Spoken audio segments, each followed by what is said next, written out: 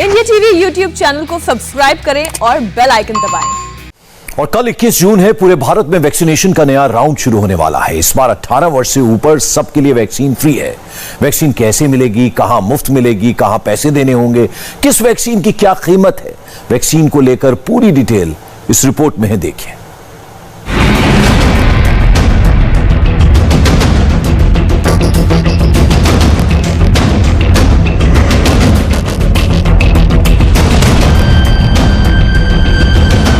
Lockdown के बाद देश खुला तो ये भीड़ घर से बाहर निकली।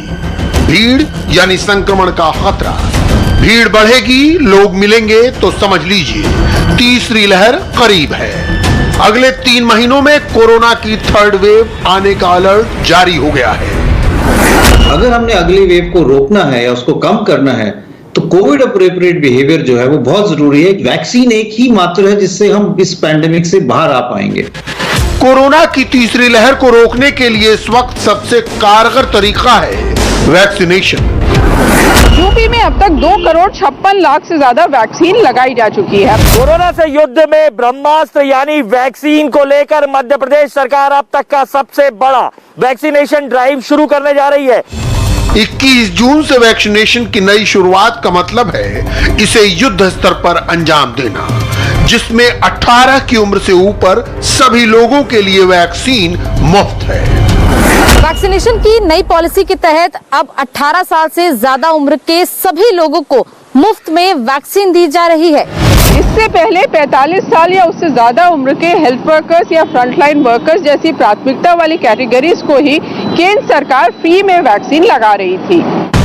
इस वक्त वैक्सीनेशन पर फोकस क्यों जरूरी है, इसे आप दिल्ली की इस तस्वीर को देखकर समझ सकते हैं। ये दिल्ली के वो बाजार हैं जहां लॉकडाउन खुलने के बाद ऐसा लग रहा है कि देश में जैसे दूसरी लहर आई ही नहीं। इस वक्त राजधानी दिल्ली की busiest market Sarojini Nagar market में हूँ और अनलॉक 3 के तहत सभी दुकानों को खोलने का ऐलान किया गया, अनुमति दी गई। फिलहाल यहाँ की तस्वीरें अगर आप देखेंगे तो यहाँ पर लोगों की भीड़ काफी ज्यादा नजर आ रही है। प्रॉपरली हम लोग ग्राहक से बोलते रहते हैं, वो लोग दूर होते रहते हैं। क्या आपकी बात नहीं मान रहे हैं? मानते हैं, दूरी बना के रखते हैं। देखो डिस्टेंसिंग बनी हुई है यहाँ पे। जो लेने वाले हैं वही अंदर आए, बाकी जो उनके साथ में है एक्स्ट्रा वो साइड हो जाएं। कहने के बावजूद भी लोग नहीं मान रहे हैं। ध्यान तो रख ही रहे हैं, जितना हमसे हो पा रहा है हम कर रहे हैं उतना। हम उनको हाथ ही जोड़ रहे हैं, कस्टमर से बहुत बोल रहे हैं, कस्टमर फिर भेज भी रहे हैं। कस्टमर लोगों को तय करना होगा कि तीसरी लहर को एक बार आमंत्रण देना है या फिर नहीं देना है, क्योंकि लगातार आशंका जताई जा रही है कि तीसरी लहर आएगी और तीसरी लहर दूसरी से भी ज्यादा खतरनाक साबित हो सकती है। दिल्ली के बाद मुंबई का बाजार देखिए, ऐसी भीड़, ऐसा मजमा देखकर डर लगता है। महाराष्ट्र उन राज्यों में है जहां दूसरी लहर ने सबसे ज्यादा कहर मचाया। हम इस समय मुंबई के बोरीवली के सबसे बड़े सब्जी मंडी में मौजूद हैं।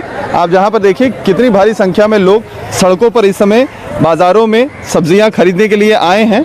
तादाद बहुत ज़्यादा है, सैकड़ों की संख्या में यहाँ पर लोग इस समय मौजूद हैं। हम मौजूद हैं मुंबई के धारावी इलाके में। धारावी एशिया की सबसे बड़ी झुग्गी है और यहाँ पर 15 लाख से ज़्यादा लोग जो है एक ही जगह पर रहते हैं। और यहाँ भले ही कोरोना के केसेस कम पाए जा रहे हो, लेकिन लोगों में लापरवाही अभी भी दिखाई दे रही है। हम इस समय मुंबई के दादर मार्केट में मौजूद हैं। आप देखें सुबह जो बाजार है सब्जी मंडी वो सज गई है। रोजाना की तरह यहाँ पर लोग खरीदारी करने के लिए पहुंचे हैं। जो कोरोना की थर्ड वेव का खतरा अगस्त और सितंबर में माना जा रहा था कि उसके मध्य तक आएगा, वो 2 से 3 हफ्ते पहले ही महाराष्ट्र और मुंबई में आ सकता है, यानी कि उसकी प्रेडिक्शन अब जुलाई महीने में की जा रही है।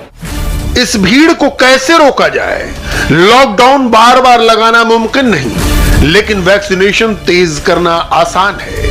इसीलिए अब 18 साल से ऊपर के लोगों के लिए वैक्सीन मुफ्त कर दी गई है, लेकिन प्राइवेट अस्पतालों में इसके लिए पैसे देने होंगे। प्राइवेट अस्पताल में वैक्सीन मुफ्त नहीं लगेगी, लेकिन वैक्सीन की कीमत पर कैपिंग कर दी गई है, यानी एक तय रकम से ज्यादा प्राइवेट अस्पताल नहीं ले सकेंगे। इसमें कोविशील्ड वैक्सीन की एक डोज के लिए अधिकतम कीमत 780 रुपए, स्पुतनिक वी की 1145 रुपए और कोवैक्सीन की एक डोज की कीमत 1410 रुपए है। अधिकतम कीमत में वैक्सीन की लागत के अलावा 150 रुपए का सर्विस चार्ज भी शामिल है। अभी तक जो भी डेटा है वो हेड टू हेड कंपैरिजन नहीं है। ऐसे कोई स्टडी नहीं है जिसने कोवैक्सीन, कोविशील्ड, फाइजर या मॉडर्ना को इकट्ठे इवैल्यूएट किया हो। और इसीलिए जो भी स्टडीज हुई हैं उन्होंने अपना ही एक स्टडी डिजाइन बना के किया गया है। इसलिए अगर हम पूरी तरह से क्रिटिकली उसको वैसे देखें तो सारी वैक्सीन इक्वली इफेक्टिव हैं।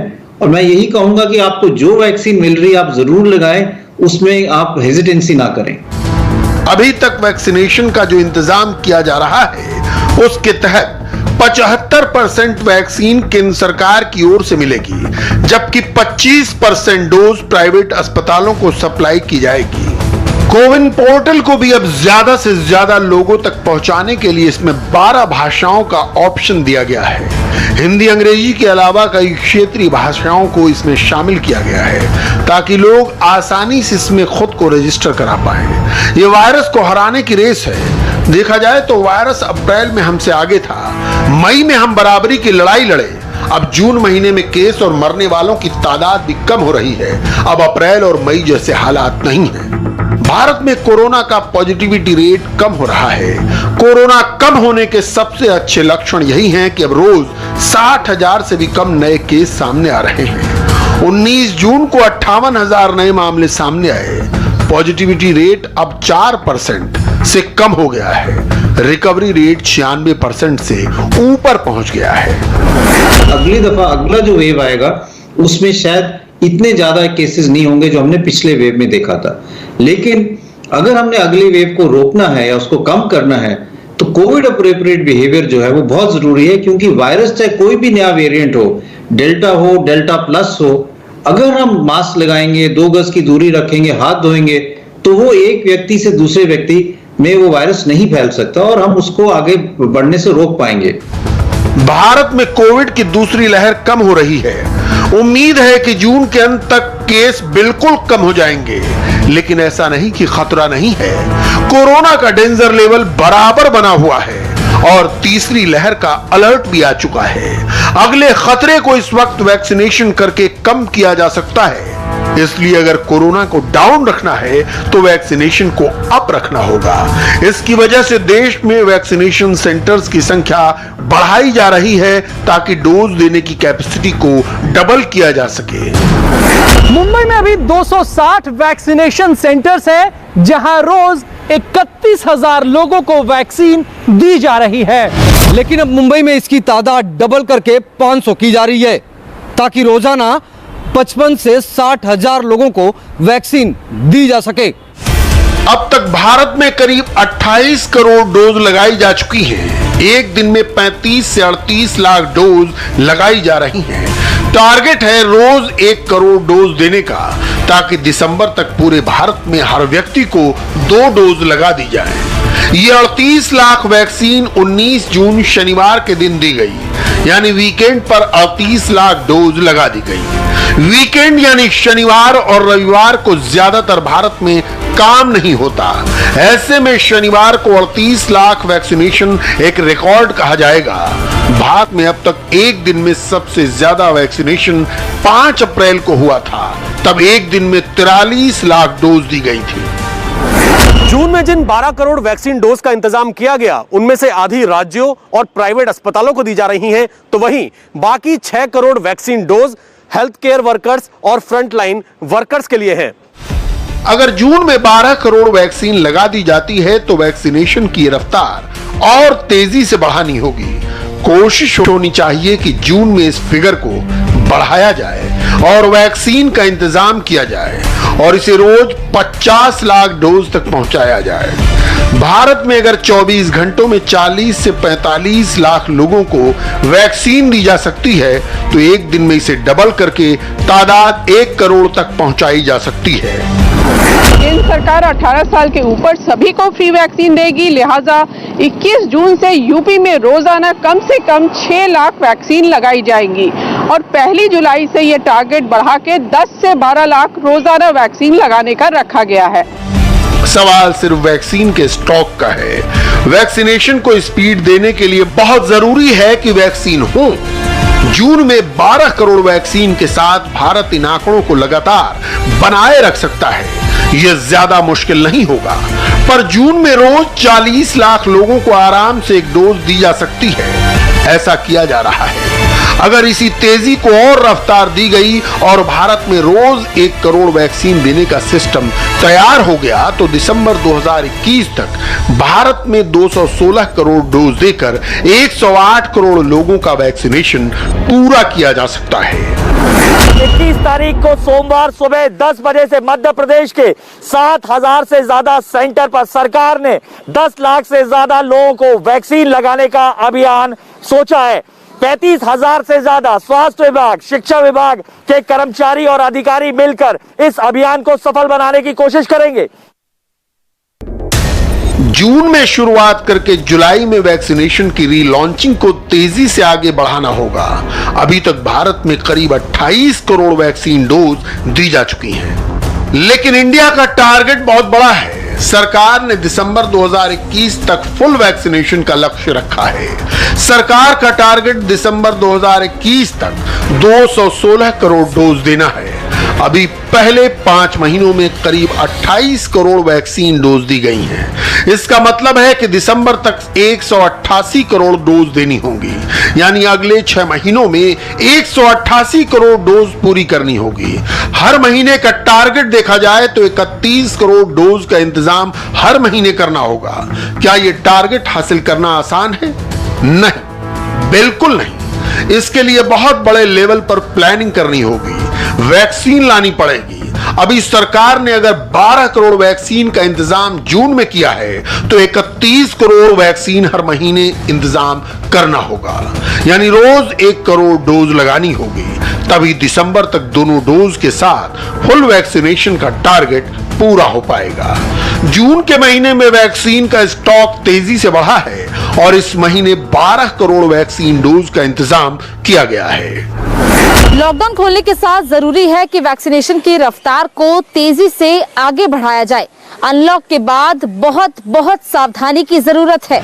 गलत फैसले दोबारा कोरोना को दावत दे सकते हैं और इसी वक्त वायरस की तीसरी लहर का सबसे बड़ा खतरा भी मंडरा रहा है। देखा जाए तो मई में डाउन होने के बाद भारत में कोरोना का प्रेजेंट रिकॉर्ड बता रहा है कि कोरोना कंट्रोल हो रहा है। दूसरी लहर खत्म होती नजर आ रही है क्योंकि भारत में अब कोरोना के केस कम हो रहे हैं। भारत में अब 7 लाख एक्टिव केस ही बचे हैं। जून के अंत तक यह तादाद भी आधी होने की पूरी उम्मीद है। ये जो नया वेरिएंट आया है, जो डेल्टा प्लस है, क्या ये ज्यादा इन्फेक्शन कर रहा है? जैसे हमने डेल्टा वेरिएंट में देखा था, अल्फा वेरिएंट में, कि पिछले वाले वेरिएंट से के मुकाबले में उसने एकदम बहुत ज्यादा लोगों को इन्फेक्ट किया और इसलिए हमारे सेकंड वेव इतना शार्प रहा। दूसरी चीज हम देखते हैं कि ये जो वेरिएंट है ये ज्यादा विरुलेंट तो नहीं है। उसका ये मतलब कि ज्यादा सीवियर डिजीज तो नहीं कर रहा, ज्यादा लोग हॉस्पिटल में तो नहीं आ रहे, ज्यादा डेथ्स तो नहीं हो रही। फिलहाल अच्छी बात यह है कि कोविड की दूसरी लहर बिल्कुल नीचे आ गई है। मेडिकल सिस्टम पर भी प्रेशर कम हो गया है। सरकार अब वैक्सीन प्रोडक्शन पर पूरा जोर दे सकती है। उत्पादन दर के साथ सप्लाई को मेंटेन करना बड़ा चैलेंज होगा। केंद्र सरकार का पूरा जोर इस बार वैक्सीन वेस्टेज को कम करने का है।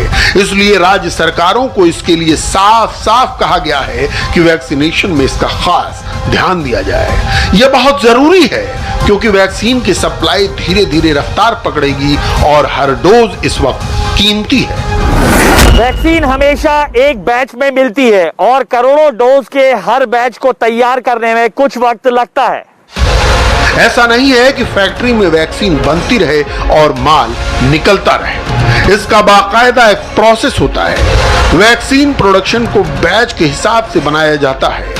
1 करोड़, 2 करोड़ या 3 करोड़, इसी के हिसाब से उत्पादन होता है और वो पूरी खेप सरकार तक पहुंचाई जाती है। वैक्सीन बैच की सप्लाई लगातार होती रहे, अभी इसकी सख्त जरूरत है।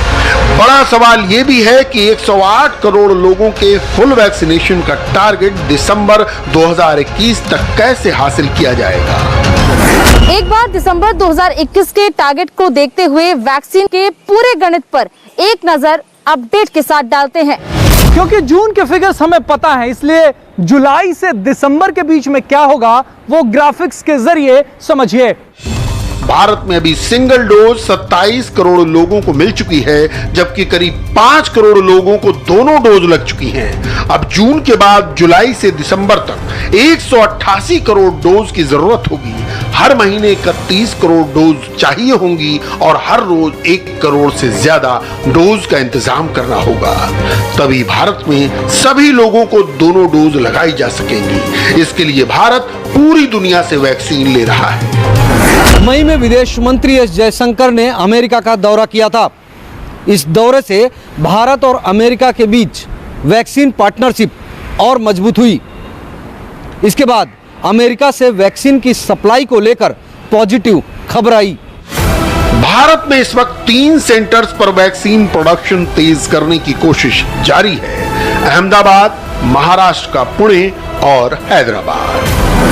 12 करोड़ डोज का इंतजाम करने के साथ भारत एक बार फिर वैक्सीनेशन की अच्छी शुरुआत कर रहा है। जरूरत है कि वैक्सीन सप्लाई की रफ्तार न सिर्फ कायम रहे बल्कि इसे डबल और ट्रिपल करने की जरूरत होगी।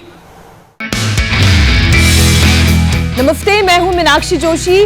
वीडियो और खबरों से अपडेट रहने के लिए India TV YouTube channel subscribe करें, बेल आइकन दबाना ना भूलें। जुड़े रहें इंडिया टीवी के साथ।